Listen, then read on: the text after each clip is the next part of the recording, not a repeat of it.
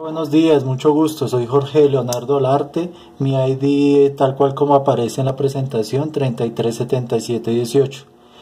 En relación a la estrategia de resolución de conflictos, la he esquematizado bajo un esquema, valga la redundancia, un esquema sistémico, es decir, la integración de 4 componentes que nos da como resultado una estrategia.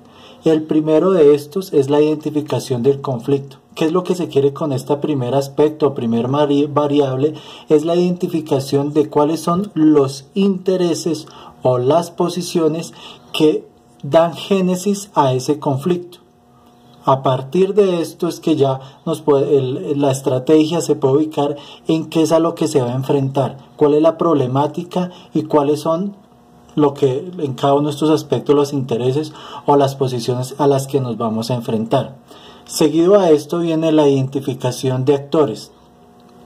Es algo muy básico, pero sí está compuesto por varias variables. La primera de estas es saber si estos actores son primarios o colaterales. ¿Qué quiero decir con esto? Que si los actores son los que realmente son los directos afectados del conflicto, o por el contrario están en un segundo nivel del conflicto.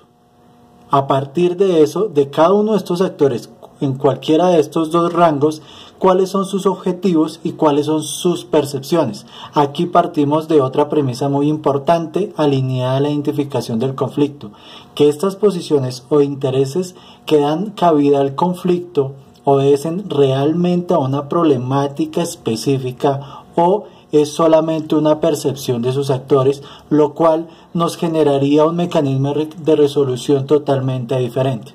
Pero bueno, teniendo la identificación del conflicto, sus actores, con sus características plenamente identificadas, podemos abordar un tercer componente que es el mecanismo de resolución.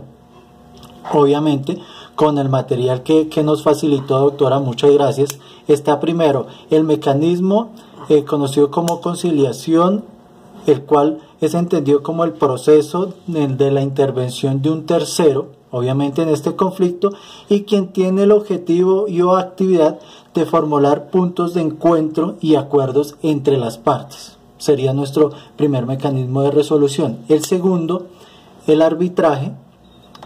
El arbitraje, es decir, que es el debido proceso por medio del cual un tercero es quien decide por las dos partes un acuerdo formal.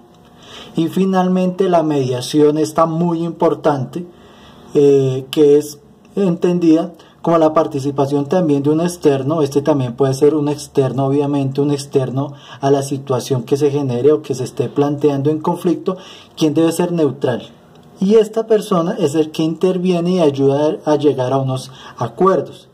Y esta mediación, que en algunos términos pues es similar a estos dos mecanismos que le he señalado, esta mediación tiene 3 aspectos muy puntuales. El primero es la preparación, donde se planea pues qué es lo que se va a llevar a cabo, la sección. Segundo viene la sección, donde se conocen los participantes, sus requerimientos, sus necesidades, cuáles son sus puntos en conflicto, cuáles son sus objetivos y a qué es a lo que cada una de las partes quiere.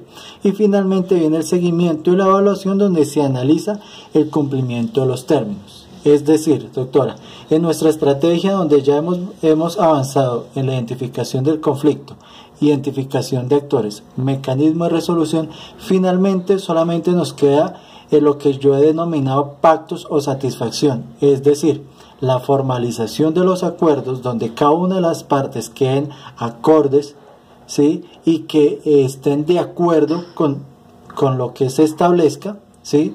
Hay una formalización a través de cualquiera de estos mecanismos para finalmente hacerle un seguimiento, evaluación o retroalimentación a la resolución. Considero, doctora, que con esta estrategia y el desarrollo de cada uno de estos componentes se puede dar un excelente mecanismo para una resolución del conflicto, doctora. Muchas gracias.